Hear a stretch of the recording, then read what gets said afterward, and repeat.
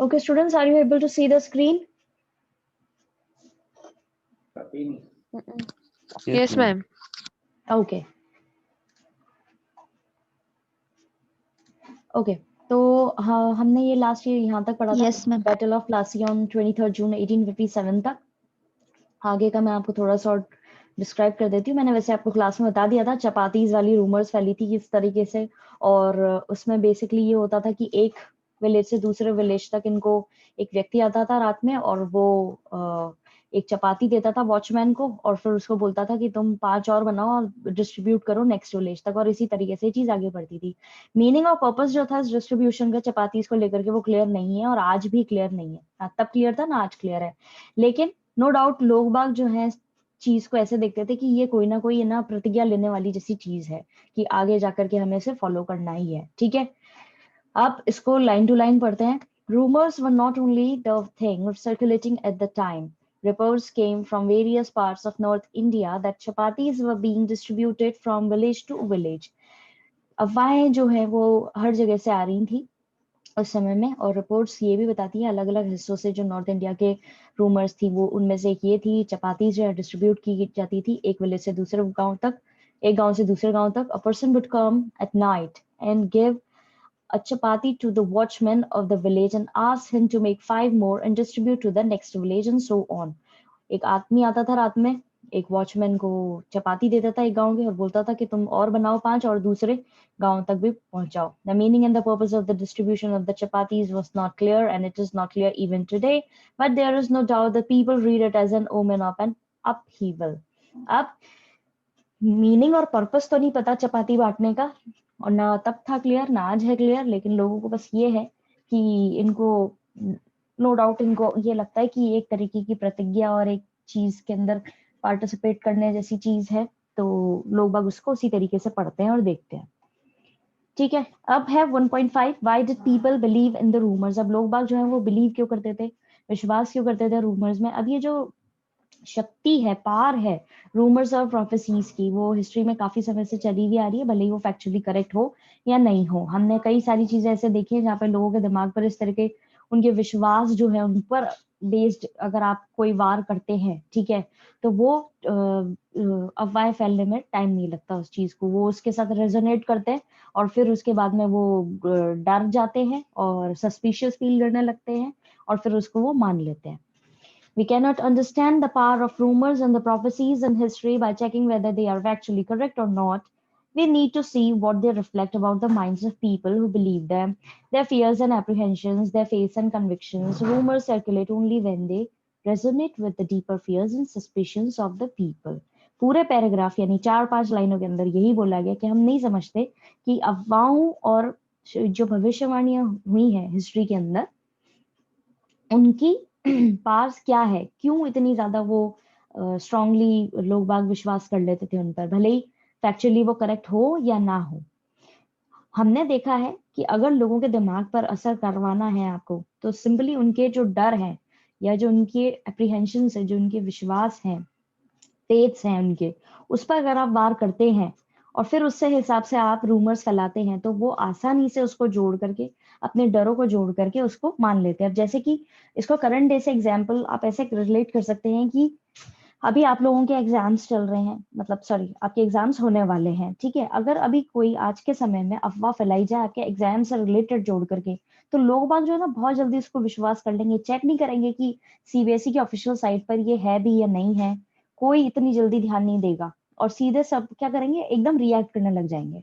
तो बेसिकली वहां पे जो पहले हिस्ट्री में हुआ है, वो लोगों के विश्वास जो होते थे, उनका धर्म हुआ और उनकी आस्था हुई, उससे रिलेटेड अगर जिनको डर रहता है कि नहीं हमारा धर्म रश नहीं कर दे, हमारी आस्था को ये हर्ट कर दें या हमारे रिलीजन के बारे में कुछ गलत बोल जाए, ये जो बेसिक वो उनकी सेंसिटिव चीजें होती है ना, उससे अगर आप जोड़ करके कोई अफवाह फैलाते हो तो वो बहुत जल्दी फैलती है और लोग बहुत जल्दी विश्वास भी कर लेते हैं।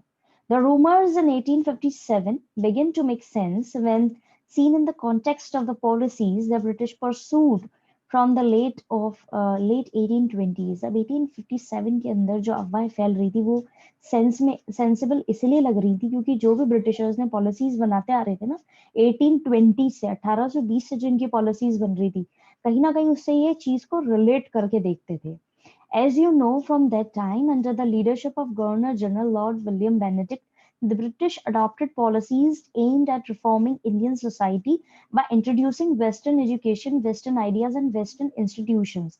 अब जैसा मैंने आपको क्लास में भी बताया था कि ये जो गवर्नर जनरल थे लॉर्ड विलियम बेनेडिक्ट, इन्होंने क्या पॉलिसीज अपना रखी थी कि भाई हमें इंडिया को रिफॉर्म करना है, रिफॉर्म करना है, रिफॉर्मिंग पॉलिसीज थी कि वापस से इसको बनाएंगे और सही करेंगे इंडियन सोसाइटी को। कैसे करेंगे? हम हमारी एजुकेशन यहाँ लाएंगे, हमारे आइडियाज यहाँ लाएंगे, हम हमारे इंस्टीट्यूशन यहाँ लाएंगे और फिर इनको सिखाएंगे और इनको रिफॉर्म करेंगे, रिफॉर्म करेंगे, यानी कि वापस से रीफेजिंग होगी इनकी।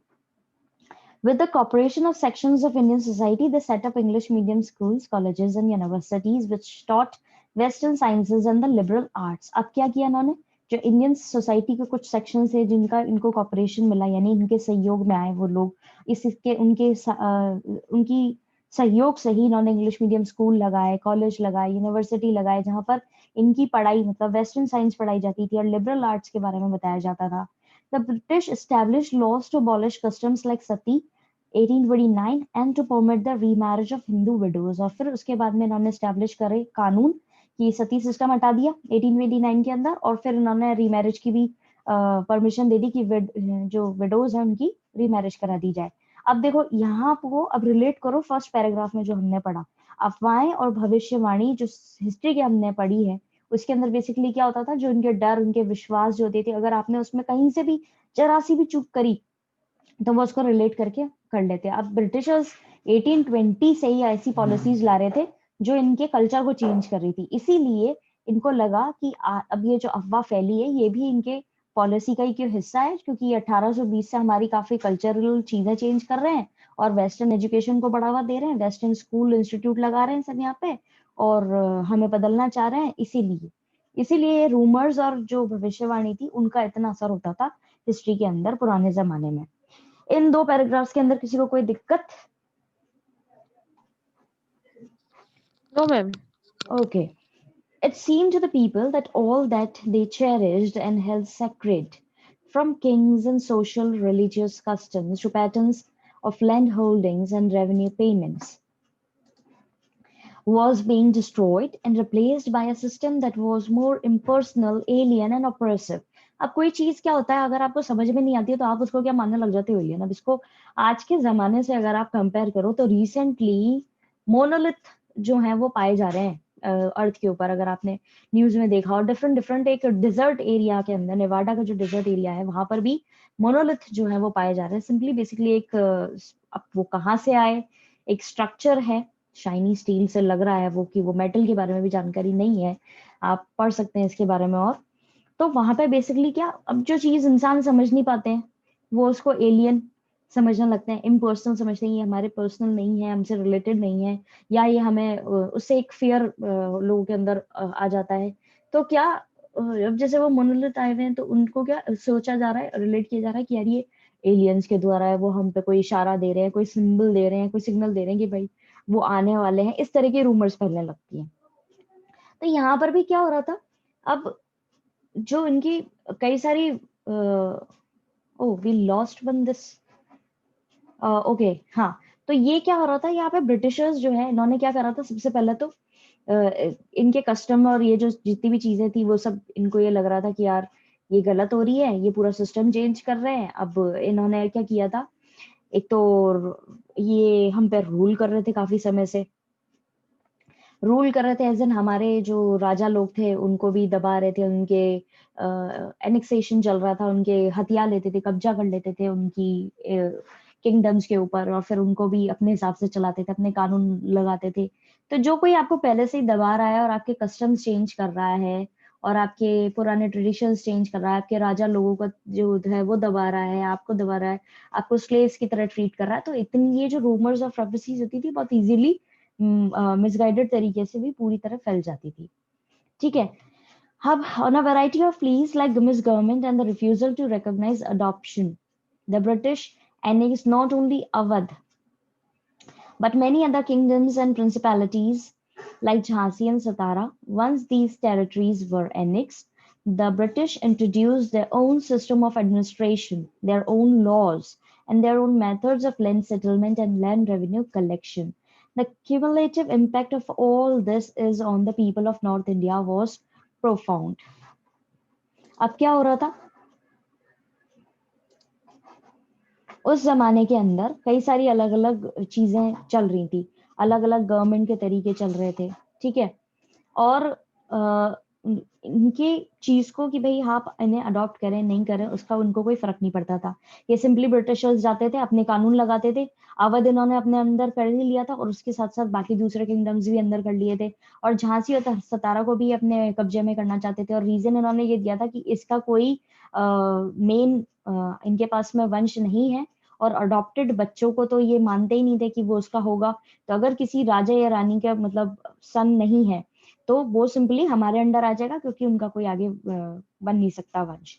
तो ये इनकी पॉलिसी थी, तो ये इंडियंस को एक्सेप्टेबल नहीं थी, लेकिन क्या कर सकते थे, उनको माननी पड़ती थी या फिर उसके खिलाफ वो प्रोटेस्ट करते थे। तो एक तो ये पॉलिसी हो गई, और दूसरी चीज ये थी कि ये टेरिटरीज जो थी ये अधिकतर इनके कब्जे में ली हुई थी, और फिर वहां पे ये अपने खुद के सिस्टम इंट्रोड्यूस कर रहे थे, अपने ऑफिस लगा रहे थे, अपने कानून लगा रहे थे, अपने मेथड्स जो है वो लगा रहे थे, किस तरीके से लैंड सेटलमेंट होना चाहिए, किस तरीके से रेवेन्यू कलेक्ट होना चाहिए। तो इन सारी चीजों का क्यूमुलेटिव इम्पैक्ट पड़ा था, यानी पूरी तरीके से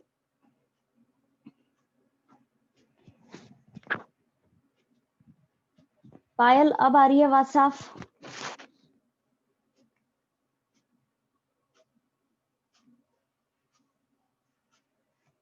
पायल सिंह, आपको आवाज क्लियर आ रही है मेरी?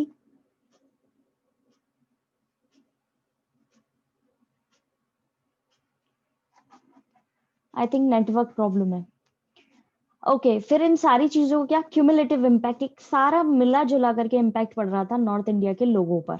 ठीक है, ये कहना गलत भी नहीं होगा कि अगर इस तरह की चीजें हो रही हैं तो लोग रिएक्ट नहीं करेंगे। सब उनके जीवन शैली बदली जा रही है, उनके जीने का तरीका बदला जा रहा है, उनके कानून बदले जा रहे हैं, कस्टम्स बदले जा रहे हैं, तो उनका असर कहीं ना कहीं पड़ रहा था इन सब चीजों पे। इन दो पैराग्राफ्स के अंदर किसी को कोई दिक्कत? No ma'am. मैम ठीक है। अब लोग बाग जो हैं, it seemed to people that all that they cherished and held sacred, from kings and social religious customs to patterns of land holdings and revenue payment, was being destroyed and replaced by a system that was more impersonal, alien and oppressive.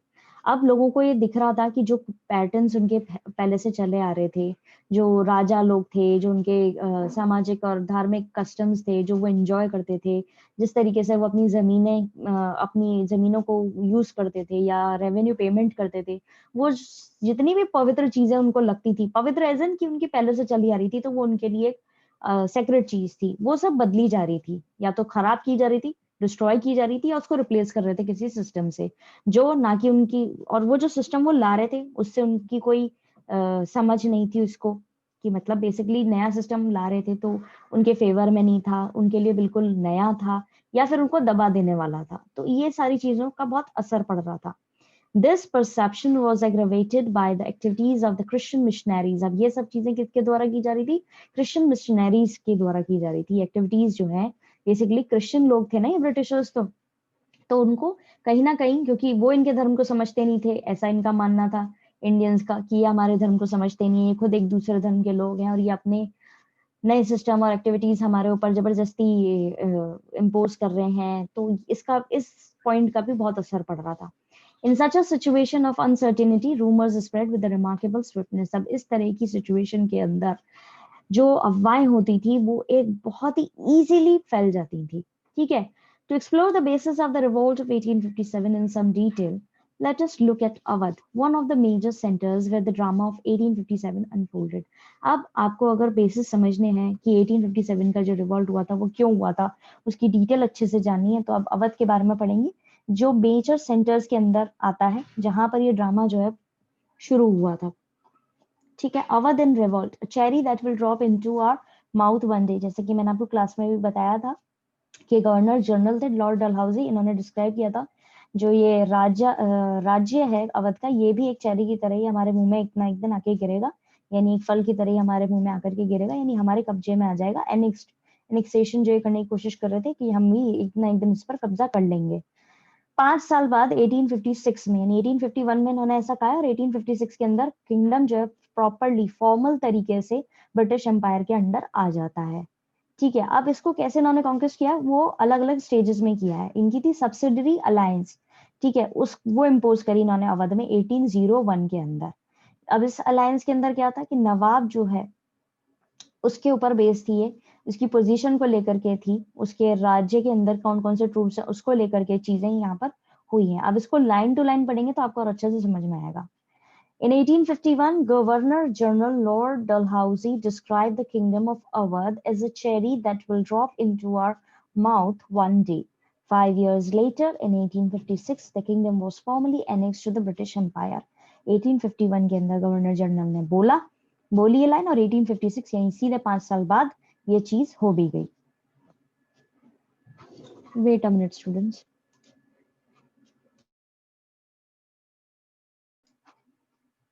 अब ये जो conquest था ये stages में हुआ था। The conquest happened in stages. The subsidiary alliance had been imposed on Awadh in 1801. Subsidiary alliance जो है वो लागू की गई थी 1801 के अंदर। अब subsidiary alliance का आपको साथ में ही एक बॉक्स दे रखा है, पहले उसको पढ़ लेंगे तो आपको ये क्या दोनों पैराग्राफ्स अच्छे से समझ में आएंगे कि हुआ क्या था। Subsidiary alliance was a system devised by Lord Wellesley in 1798। ये एक सिस्टम था जो लॉर्ड वेल्सली के द्वारा लागू किया गया था, बनाया गया था 1798 के अंदर। All those who entered into such an alliance with the British had to accept certain terms and conditions। जो लोग भी इस चीज को मानते थे, ठीक है, जो एक्सेप्ट करते थे ब्रिटिशर्स की इस अलायंस को, उनको कुछ टर्म्स और कंडीशंस लगाई जाती थी। पहली टर्म थी The British would be responsible for protecting their ally from external and internal threats to their power। Britishers जो है वो क्या रहेंगे, रिस्पॉन्सिबल रहेंगे, उनको प्रोटेक्ट करेंगे, जो उनका अलायंस के अंदर एली जो बना है उसके अंदर बाहरी खतरा हो या इंटरनल डिस्टर्बेंस हो, उससे उनकी पावर को वो सेफगार्ड करेंगे। फिर सेकंड था in the territory of the ally a British armed contingent would be stationed. अब जिस भी किंगडम ने इनके साथ में ये अलायंस एक्सेप्ट किया है वहां पर एक ब्रिटिशर्स का कंटिंजेंट जो है वो बनाया जाएगा, यानी उनको एक तरीके से जैसे अपन कहते हैं ना एक ऑफिस तरीके से बनाया जाएगा, या उनको एक जगह दी जाएगी जहां पर उनको ऑफिसेस लगाए जाएंगे, वहां पर उनकी सेना वगैरह रहेगी, वो सब चीजें। फिर थर्ड था the ally The ally would have to provide the resources for maintaining this contingent। अब यहाँ पर क्या करते थे ये लोग, अपनी जाकर के लगा देते थे, वहां पर आर्मी अपॉइंट कर देते थे, वहां के लोग रहते थे। अब आर्मी का खाना पीना रहना ये सब कौन करेगा, जिस जगह पर वो रह रहे हैं। तो ये जो एलाई या एली आप कह सकते हैं, जैसे अब यहाँ अवध में उन्होंने अपनी लगाई है तो वहां पर बेसिकली उनके रहने खाने का और उनके मेंटेन करने का उस कंटिंजेंट को, उसका जिम्मा उस किंगडम का होगा। Then fourth, Delhi could enter into agreements with other rulers or engage in warfare only when the permission of the British। अब ये क्या होता था पहले के जमाने में, किसी एक राज्य की लड़ाई हो रही है और दूसरा राज्य उसका फ्रेंड है, ठीक है, उसका दोस्त है, उसके अच्छे रिलेशन है, तो वो दोनों मिल करके लड़ते थे। ठीक है, कि भाई जैसे तुम्हारी लड़ाई हो रही है कानपुर वालों से लड़ाई हो रही है लखनऊ वालों की, तो जो बरेली वाले हैं वो लखनऊ वालों के दोस्त हैं, तो वो दोनों मिलकर के कानपुर वालों के खिलाफ लड़ेंगे, इस तरीके से होता था। तो यहाँ पे इन्होंने एक नया कानून ला दिया था कि आपको पहले परमिशन लेनी पड़ेगी ब्रिटिशर से कि आप किसी और के वॉरफेयर में एंगेज कर सकते हो या नहीं हो सकते हो, तब जब हम परमिशन दे देंगे तभी आप कर पाओगे। तो इस तरह का सब्सिडरी अलायंस होता है जो लागू कर दिया गया था अवध के अंदर, इम्पोज किया गया था 1801 में। By the terms of this alliance the nawab had to disband his military force. अब इसके अंदर वो जब आ गया था वहां पर अवध में, जब ये अप्लाई कर दी गई थी, तो नवाब जो है उसको इसकी मिलिट्री फोर्स हटा दी गई थी उससे। Allow the British to position their troops within the kingdom, उसको अलाउ करना था कि ब्रिटिश अपने आर्मी की जो टुकड़ी है वो उसके किंगडम में स्टैब्लिश कर पाए। And act in accordance with the advice of the British resident who was now to be attached to the court. और बोला गया था कि आपको उसी तरीके से वहां की जो आर्मी है उसी तरीके से काम करेगी जो ब्रिटिश रेसिडेंट वहां पर रुका है उस हिसाब से। अब ब्रिटिश रेसिडेंट क्या है, resident was a designation of a representative of the governor general who lived in a state which was not under direct British rule. अब रेसिडेंट एक डेजिग्नेशन, एक पोजीशन है जहां पर एक व्यक्ति रहता है जो रिप्रेजेंट करता है गवर्नर जनरल को, उस स्टेट के अंदर रहता है जो डायरेक्ट ब्रिटिश रूल के अंडर नहीं है बल्कि सब्सिडरी अलायंस के अंडर है, ठीक है। Deprived of his armed forces, the Nawab became increasingly dependent on the British to maintain law and order within the kingdom. अब क्या हुआ था, जब ब्रिटिश रेसिडेंट वहां पर आ गया और नवाब से उसकी मिलिट्री छीन ली और ब्रिटिशर्स ने अपने ट्रूप्स वहां पर उसके किंगडम में लगा दिए, ब्रिटिश रेसिडेंट वहां पर रहने लगा, तो क्या हुआ, भले ही इसकी आर्म्ड फोर्सेस जो है वो हटा दी गई थी और नवाब जो है वो क्या हो गया था, बहुत ज्यादा डिपेंडेंट हो गया था ब्रिटिशर्स पे कि किस तरीके से वो अपने किंगडम के अंदर लॉ एंड ऑर्डर मेंटेन करें। He could no longer assert control over the rebellious chiefs and Talukdar. अब क्या, पहले तो वो पूरी तरीके से हैंडल करता था खुद चीफ और तालुकदार को, अब लेकिन वो खुद दूसरों के कंट्रोल में था, तो उसका जो कंट्रोल था, जो ये विरोध कर रहे थे चीफ और तालुकदार, उनको वो पूरी तरीके से कंट्रोल में नहीं कर पा रहा था। इस पैराग्राफ के अंदर किसी को कोई दिक्कत?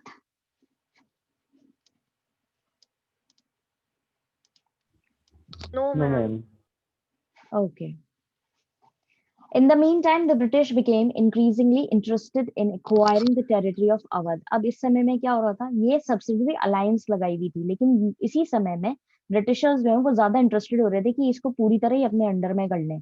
They felt that the soil there was so good for producing indigo and cotton, and region was ideally located to the developed into the principal market of Upper India. अब क्योंकि हमारा देश जो है वो ब्लेस्ड है एक तरीके से, यहाँ पर बहुत अच्छी मिट्टी, अलग अलग क्लाइमेट्स हैं, अलग अलग वेदर कंडीशंस आपको मिल जाएंगी देखने को, ठीक है। और बाकी की कंट्रीज में ये सारी सुविधाएं नहीं है कि एक ही देश के अंदर आपको बर्फ भी है देखने को, डेजर्ट भी है, और बीचेस भी देखने को मिल रहे हैं, माउंटेन्स भी हैं, सब प्लेन्स भी हैं, सब चीजें हैं। तो ये जो अवध का एरिया था, यहाँ पे इनकी क्यों इच्छा बढ़ रही थी कि सब्सिडरी अलायंस के अलावा कि इनको पूरी तरह से कंट्रोल कर लें, वो इसलिए क्योंकि यहाँ पे मिट्टी बहुत अच्छी थी और यहाँ पे इंडिगो और कॉटन की बहुत अच्छी फसल उगाई जा सकती थी। ये एरिया जो है वो बहुत ही अच्छी लोकेशन पे था, जहां पर मार्केट अच्छा लगाया जा सकता था। अपर इंडिया के तौर पे देखा जाए तो प्रिंसिपल मार्केट, अच्छा मार्केट लग सकता था नॉर्दर्न साइड के उससे।